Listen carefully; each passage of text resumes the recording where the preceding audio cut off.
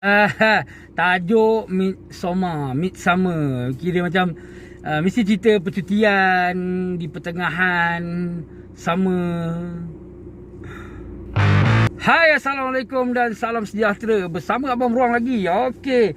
Abang Beruang agak terlambat lepas menonton cerita ni. Dia macam ambil masa beberapa hari juga untuk macam cerita apa aku dah tengok ni. Jadi hari ni Abang Beruang ingin mengajak anda bukan mengajak lah, untuk bercerita, berkongsi tentang cerita Midsommar. Agak terlewat sebenarnya Abang Beruang menonton cerita ni, sebab cerita ni 2019 macam tu lah, dan digembar-gemburkan lah masa tu. Jadi Abang Beruang terlepas untuk menontonnya. Jadi baru ni Abang Beruang menonton, dan wow, patutlah orang banyak bercakap tentang filem Midsommar ni. Okey, jadi filem ni bermula dengan Dani, watak perempuan lah. Dani yang orang kata kematian family dia akibat oleh satu insiden yang agak ni opening pun macam aduh, apa benda ni, kenapa dah terjadi macam ni. Jadi mak ayah dia dan juga adik dia mati disebabkan satu insiden, dan insiden ni membekas di dalam kepala otak si Dani ni tadi. Dan dalam masa yang sama dia ada cerita juga tentang power dia, yang mana power dia tengah berfikir-fikir macam awet dia ni macam banyak sangat masalah macam tu kan. Sebab awet dia ni si Dani ni asyik consult dia ataupun selalu call dia, cakap pasal masalah adik dia ni. Dan kawan-kawan dia pun macam asut-asut jugalah. Ada kawan-kawan yang nakal-nakal macam asut-asut juga, kata apa benda ni, belah je lah, tinggalkan perempuan. Okey, jadi tiba-tiba berlaku insiden ni. Jadi dan bila dah berlaku insiden ni, lagi dah macam rasa bersalah kan kalau nak tinggalkan ke apa. Dan kemudian Dani dapat tahu sewaktu dia dalam grieving ni kan, dalam macam tempoh orang kata baru lagi kejadian yang tidak boleh yang membekas dalam kepala otak ni kan, kematian family ni tadi. Dalam masa yang sama, punya kawan si power si Dani Christian ni dan rakan-rakan kelas dia ataupun sama belajar dia berempat lah bercadang untuk pergi bercuti di Sweden. Boleh kata ada plan cuti hua-hua lah. Tapi dalam masa yang sama ada kaitan dengan dia nak buat tesis. Kawan dia ni, ada seorang kawan dia ni nak buat tesis, dan ini adalah jemputan daripada salah seorang daripada kawan dia. Orang macam ada 4 orang kawan tu kan. Salah seorang daripada kawan dia nama Pele tu, dia kata ini adalah kampung dia. Kampung dia macam pedalaman, dan ada macam bila di pertengahan sama musim panas tu ada orang kata ada festival. Festival musim panas. Siap ada apa tu, beauty pageant macam Ratu Cantik dekat Sweden punya ni. Jadi dia orang pun macam nak pergi, ada plan nak pergi apa semua. Dan disebabkan Danny ni macam ada, yelah tengah baru ada masalah ni, jadi si Kristen ni pun dengan tak sengaja macam menjemput dia lah. Dan Danny kata ya, okey saya akan pergi macam tu kan. Walaupun dalam keadaan terganggu, dia okey lah join. Jadi macam dia orang macam alamak baru nak pergi bujang-bujang apa, lelaki semua bachelor, tapi awet si Kristen nak ikut. Jadi dia orang pun ikut. Dan pada mulanya rasa macam pergi bercuti dekat Sweden. Lepas tu sebelum dia orang dibawa ke kampung, macam kampung tu macam masuk dalam kan. Dekat jalan dia orang ada sampai satu tempat tu, dia orang berhenti, ramai-ramai kumpul orang-orang luar yang orang kata dibawa oleh orang-orang kampung ni untuk menikmati festival tu tadi. Dia tunggu kat situ, dan kat situ pun kita dapat tahu yang kawasan tu kat Sweden tu dia malam dia sekejap je. Benda yang macam tu lah, dia something yang macam gelap pun tak gelap, betul tu dah besok gitu kan. Sebab kat sana siangnya panjang kan, dan sangat panjang. Kemudian diorang pun dibawakan ke kampung ni, macam semuanya pun macam nampak macam dengan diorang pakai baju putih, memang nampak macam satu community terpencil lah. Masuk dalam hutan ni nak pergi kampungan ni, tapi dalam tu macam nampak lawa lah kan, cantik, ada kampung macam bayangkan anda pergi macam chalet kan, ada rumah-rumah beberapa biji kan, betul kan. Dan semuanya macam berubah. Filem ni jadi take turn yang sangat ni apabila orang menyaksikan satu upacara. Satu upacara kata bila sampai umur 72, diorang ni macam senang cerita ni spoiler alert lah. Ini sebab ini yang memang take turn sangat. Bila saya tengok pun macam yang mana umur 72 diorang ada, sebab ada 2 orang tua ni kan. Macam ada upacara, diorang naik satu macam bukit yang tinggi, tempat yang tebing yang tinggi. kemudian dia orang terjun ke bawah.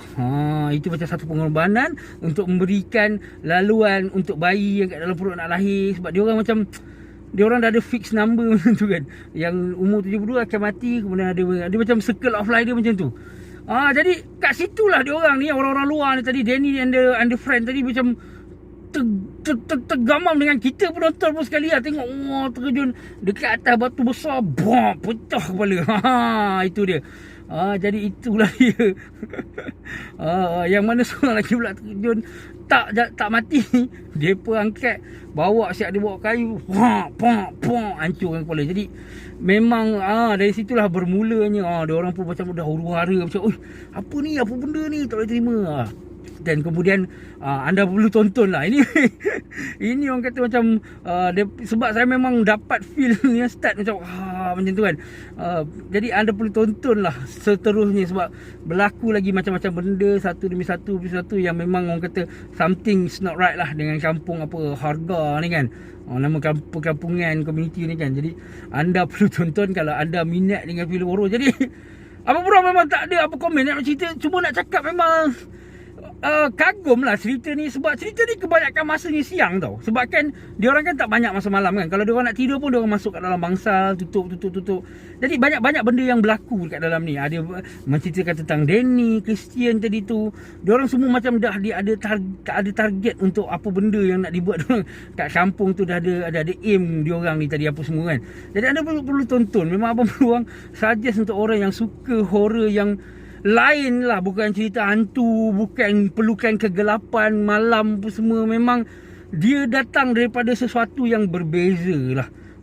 Dan memang orang kata tak tahu lah, tapi benda macam ni pun cerita macam ni pun tak semua orang suka. Tapi kalau anda nak cuba, boleh cuba tonton. Orang kata horror yang bukan datang daripada hantu, keseraman apa semua, tapi datang daripada dia ada rasa feel seram apa semua, ada rasa feel macam sebab tak kena, tapi dengan manusia biasa dekat perkampungan tu kan. Jadi cerita-cerita macam ni sebenarnya dah pernah ada kan sebelum ni kan. Kawasan-kawasan yang ada upacara lah, apalah, kepercayaan apa semua. Anda boleh tonton Midsommar. Dan kalau nak bercakap tentang ending macam kadang-kadang Abang Burung ada buat explanation ending. Jadi ending dia ni memang sangat menarik lah. Dan Abang Burung rasa macam boleh diperbincangkan. Jadi kalau anda tak nak dengar, anda boleh stop kat sini je. Boleh tonton dulu Midsommar. Memang Abang Burung recommend. Dan kalau nak dengar kat ending, sebab dalam cerita ni kebanyakan masa si watak utama Danny ni, dia akan orang kata cari ruang untuk dia kan grieving kan, dia macam tengah orang tu menderita, terganggu dengan kematian apa semua tu.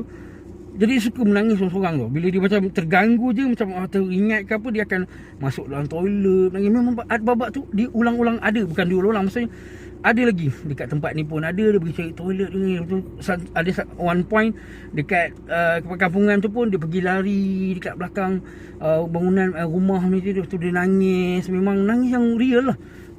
Lakonan yang memang lakonan dia pun bagus lah. Macam ni betul. Kalau anda pernah menangis teruk macam tu, memang dapat feel lah dia ni tadi. Tapi di hujung di hujung orang kata sesuatu dah, orang kata semua kawan-kawan dia habis lah. Betul. Tapi tinggal dia saja. Dan pada waktu dia macam nak grieving tu kan, tiba dia senyum tau. Dekat hujung tu dia senyum. Bagi pendapat saya lah. Sebab kat dalam ni pendapat saya lah kenapa dia senyum. Sebab ini first impression lah. Bila tengok macam, sebab kan daripada tadi dia grieving keseorangan daripada awal movie. Tetapi bila dia masuk dekat perkampungan Harga ni, dia orang kata macam kita semua rasa, sama-sama rasa apa. Sebab setiap kali macam upacara ke apa, orang tu tengah in pain ke sakit, dia orang akan macam rasa juga. Even ada babak dia orang in pleasure pun.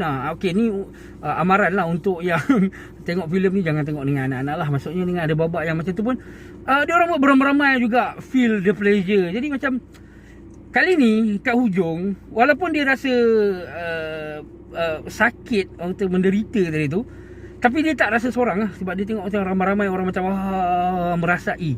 Jadi dia rasa macam okey, dia dah ada tempat yang mana orang boleh sama-sama merasakan apa yang dia rasa. Jadi macam dia pun macam aku dah tak perlu lah nak rasa sedih lagi. Aku dah ada tempat yang macam dia rasa macam dia dah diterima di kampung Harga ni. Dah macam dah jumpa Orang kata pengganti keluarga dia. Dia ada keluarga yang lain di perkampungan tu. Macam tu lah, Abang Bro rasa macam tu lah. Macam tapi point dia kat situ, itulah dia. Kat ujung akhirnya dia gembira lah. Dia macam, okey, aku dah buat apa nak, aku nak sedih je dah tu. Orang lain dah bersedih. Ataupun dia ada, mungkin dia ada macam kesedaran something lah. Something buruk hidup dia dah berakhir. Itu kan sebab banyak benda-benda buruk yang berlaku lah kat situ kan. Dengan Kristian apa semua lah. Dia punya power punya tak boleh pakai apa semua kan. Tapi itu saja orang kata pendapat beruang tentang ending tadi. Terima kasihlah kerana menonton hingga akhir. Jangan lupa untuk tekan butang subscribe. Kalau anda belum subscribe, boleh tekan butang subscribe untuk bantu Abang Beruang. Dan jangan lupa untuk like video ni, bagi komen kalau anda ada pendapat. Kalau anda dah tonton, rasa macam nak juga borak-borak dengan orang lain yang dah tonton filem ni, mungkin ada pendapat ke apa pendapat anda tentang Midsommar ni, ataupun ada suggestion filem-filem lain. Dia adalah pengarah, Abang Beruang lepas dah tonton betul lah, dia adalah pengarah yang sama dengan Hereditary, satu filem yang Abang Beruang suka juga. Tapi tak ingat tonton di wayang ke ataupun di mana. Tapi memang recommend juga untuk orang yang minat filem Hereditary tadi. Jadi itu saja untuk hari ini. Assalamualaikum dan salam sejahtera. Bye bye.